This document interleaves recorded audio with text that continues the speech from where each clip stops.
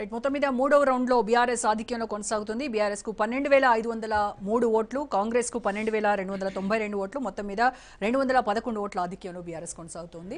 So అది కొంత మీకు శుభపరిణామంగా చూడొచ్చు. అయితే లాస్ట్ మినిట్లో ఎన్నికల పోలింగ్కు ముందు ఒక 2-3 రోజుల ముందు మాగంటి సునీత కుటుంబంలో ఉన్నటువంటి కలహాలు బయటికి రావడము ఇదేమైనా బీఆర్ఎస్కి కాస్త మైనస్ అయినటువంటి అంశంగా మీరు ఏమైనా చూస్తున్నారా? లేదు మేడం, అది ఇప్పుడు కాంగ్రెస్ పార్టీ నైజము తెలవనోళ్ళు అనుకుంటారు.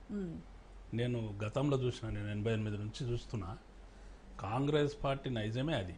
ఏంది అంటే భార్యాభర్తల మధ్యన పంచాయతీలు పెట్టుడు, లేకుంటే అక్కజెల్లెన్ల మధ్యన పంచాయతీ పెట్టుడు, లేక తండ్రి కొడుకు మధ్యన పంచాయతీ పెట్టుడు. చివరికి ఏంది అంటే ఇక్కడ మాగంటి సునీత గారు కాంటాక్ట్ చేశాను కాబట్టి ఎప్పుడో వదిలేసిన. అంటే నేను ఎంత క్లియర్గా అంటే ఆమెను నేను కించపరచడం లేదు.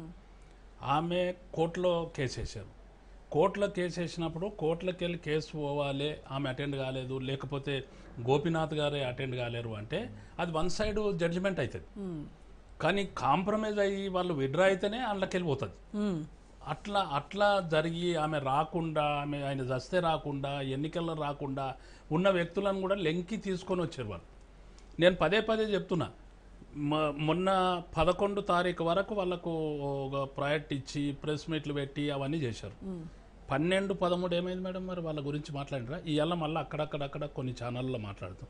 రేపటి నుంచి వాళ్ళ గురించే మాట్లాడారు. కాంగ్రెస్ అంటే ఇది కంప్లీట్ గా మాగంటి గోపీనాథ్ కుటుంబానికి సంబంధించినటువంటి వ్యవహారం. వాళ్ళ మాగంటి సునీత వాళ్ళ అత్తగారు అంటే గోపీనాథ్ తల్లి గారు వాళ్ళకి మధ్య జరుగుతున్నటువంటి ఒక కుటుంబ వివాదం. దానికి కాంగ్రెస్ పార్టీకి ఎలా సంబంధం? పాలిటిక్స్ కే సంబంధం లేదు, కాంగ్రెస్ పార్టీకి అసలు సంబంధం లేదు. మరి మీరు కాంగ్రెస్ పార్టీని బ్లేమ్ చేస్తున్నారు కదా, కాంగ్రెస్ పార్టీ నీచ రాజకీయాలు ఇలాగే ఉంటాయి అని చెప్పి అనేది వాళ్ళ నైజమే అది అంటున్నాను. నేను ఇప్పుడు కూడా నేను అంటున్నాను, ఎన్నికల్లో కాంటాక్ట్ చేసింది కాబట్టి సునీత మేడం గారు కాంటాక్ట్ చేశారు. కాంటాక్ట్ చేసినప్పుడు ఆమె వీక్ పాయింట్స్ అన్ని భావించి తెచ్చారు. కానీ దాంతో సింపతి వచ్చింది ప్రజలు. ఇంకా ఘోరం ఏంటంటే వాళ్ళు ఎంతవరకు నీచానికి పూనుకున్నారంటే, ఒక మహిళ భర్తను కోల్పోయిన తర్వాత ఎర్లీగా ఎన్నికలు వస్తే ఆమె కాంటాక్ట్ చేస్తున్నప్పుడు ఆ ప్రజలను అదంతా చూసినప్పుడు ఆమె ఎన్నుకుండి భర్తను నడిపించినప్పుడు ఫ్రంట్లోకి ఆమె వచ్చినాక అదంతా చూసినప్పుడు నా భర్త దిక్కెళ్ళి ఇంతగానం వచ్చింది కదా అని చెప్పి భర్త మతికొచ్చి కళ్ళల్లోకెళ్ళి నిలదీస్తే దాన్ని ఒక క్యాబినెట్ మంత్రి, అది కూడా ఆర్డినరీ కార్యకర్త కాదు, క్యాబినెట్ మంత్రి, మంత్రులు అవహేళన చేయడం ఎంత ఘోరం మేడం? అది ఎంత ఘోరమైన విషయం! ఎంత సమాజంలో ఉన్న ఎవరైనా మహిళలు దాన్ని ఇదైతే ఒప్పుకుంటారా? అందుకే నేను అంటున్నది ఏంటంటే, మీరు చూడండి, వాళ్ళు మీద లొల్లి పెట్టి కట్టెలు తెచ్చి దౌర్జన్యాలు చేసి ఏదైతే ఓట్లు వేసుకున్నారు, రిగ్గింగు, అనేకమైన అక్రమాలకు పాల్పడ్డారు, అధికార దుర్వినియోగానికి పాల్పడ్డారు. ఇప్పుడు ఇంతకుముందు చెప్పినట్లు హజారుద్దీన్ గారికి మంత్రి పదవి ఇచ్చారు. ఎట్లా ఇస్తారు? ఎందుకొరకు ఇవ్వాల్సి వచ్చింది? ఎన్నికల్లో ఆ జూబ్లీహిల్స్లో మైనార్టీ ఓట్స్ ఉన్నాయి కాబట్టి ఆ ఓట్స్ను క్యాచ్ చేసుకోవడానికి ఓట్లను అంటే వాళ్ళను ప్రలోభ పెట్టడానికి ఆయనకు మంత్రి పదవి ఇచ్చినట్లయింది. అంతకుముందు లేదా మరి 2 సంవత్సరాల నుంచి? మరి ఆయనను క్యాండిడేట్గానే రిజెక్ట్ చేశారు కదా.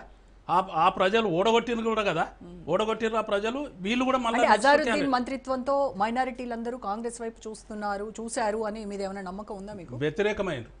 ఎందుకంటే విఘ్నులు ఎవరైనా ఆలోచన చేస్తారు, మమ్మలను భ్రమ పెట్టడానికి, మమ్మలను ప్రలోభ పెట్టడానికి చేస్తున్నదే తప్ప వేరేది కాదు అనేది చాలా క్లియర్గా అందరికి అర్థమైంది. అందరు కూడా చర్చించుకున్నారు, సభ్య సమాజం కూడా చర్చించుకున్నది. ఎందుకంటే వాళ్ళు ఫుల్ ఫ్లెడ్జ్లో క్యాబినెట్నే ఏర్పాటు చేసుకోలేరు.